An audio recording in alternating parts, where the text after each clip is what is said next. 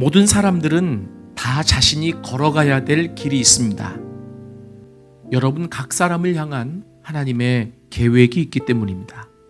그런데 그 길을 잃어버리면 세상이 막막하게 보이고 하루하루의 삶이 의미가 없어 보일 것입니다. 삶이 건조해지고 감동과 감격도 잃어버리게 됩니다. 왜 그 길을 잃어버렸습니까? 소명을 잃어버렸기 때문입니다. 모든 사람들은 인생을 잘 알지도 못하면서 각 사람이 걸어가야 할 길이 있다고 아주 어렴풋이 생각을 하고 있습니다. 그것은 하나님이 인간을 창조하신 목적이 있는데 그 목적이 어렴풋하게 우리 사람들 안에 남아있기 때문이라고 여러분들에게 말씀드리고 싶어요. 그런데 그 길을 잘 가고 있는지 그 길 선상에 있는지는 내가 확인할 수 있는 방법이 없는 거죠. 그래서 힘들고 어려운 일들이 닥쳐오기만 하면 나 지금 길을 잃었나 봐, 나 잘못 가고 있나 봐 라고 하는 생각을 가장 먼저 떠올립니다. 그런데 그때마다 하나님이 하시는 일이 있어요.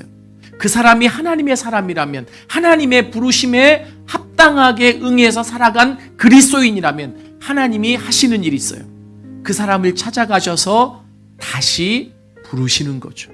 그런데 하나님은 그렇게 길을 잃어버린 하갈을 내버려 두지 않았습니다. 옳고 그름을 따지기 이전에 그 한 영혼을 향한 하나님의 계획이 있으시기에 그를 찾아가셨습니다. 그리고 그의 이름을 불러주셨습니다. 왜 하나님은 회복해 주실 때 그 사람을 먼저 불러주시는가? 그 부르심에 하나님의 목적이 있기 때문입니다. 그 부르심에 우리가 걸어가야 될 길이 있기 때문에 그렇습니다. 그리고 그 부르심에 하나님의 사랑이 담겨 있기 때문에 그렇습니다. 하갈의 입장에서는 억울했을 수 있어요. 왜 돌아가야만 합니까? 나는 그의 여종으로만 살아야 합니까? 라고 하나님 앞에 항변할 수 있었을 겁니다. 그러나 하나님은 그 하갈을 향한 하나님의 계획을 보여주시고 가르쳐 주시면서 돌아가야 된다라고 말씀하셨죠. 나는 너의 눈물을 알고 있고 나는 너의 아픔을 알고 있어.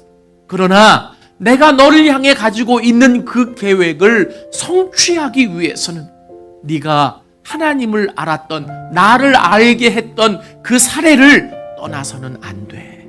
하나님의 사람 아브라함을 떠나는 행위는 하나님을 떠나는 행위이고 그것은 다시금 애굽에서 살았던 삶으로 되돌아가는 것을 의미하기 때문입니다.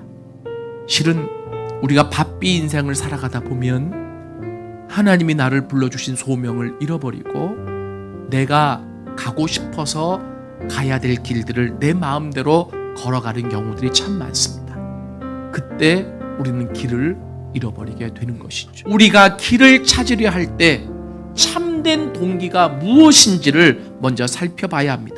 지금 이 아픔을 피하기 위해 길을 찾지 마십시오. 그리고 나의 눈에 보이는 안전함을 위해 길을 찾지 마십시오. 그 안전함과 그리고 피할 수 있는 아픔은 한순간일 뿐입니다. 하나님이 나를 향해 어떤 길을 계획하고 계신지, 내가 궁극적으로 가야 할 길이 어디인지를 여러분들이 찾으셔야만 합니다. 우리의 길을 어떻게 하나님의 인도하심을 받으며 걸어갈 수 있을까? 첫째는 예수 믿고 구원받은 자들은 하나님이 나를 통해 이루고자 하시는 하나님의 계획에 대한 소원함을 우리 안에 주셨어요. 그것을 기도하면서 여러분 무시하지 말고 받아들이며 그 길대로 걸어가시는 것이 하나님의 인도하심을 받는 길이다. 두 번째는 하나님은 평강을 따라 우리의 길을 인도하십니다. 하나님이 원하시는 길은 평안이 있는 길이에요. 절대로 불안함이 있지 않아요. 절대로 두려움이 없어요. 그리고 마지막 세 번째로 사랑을 따라 구해야 한다. 사랑으로 길을 구하라.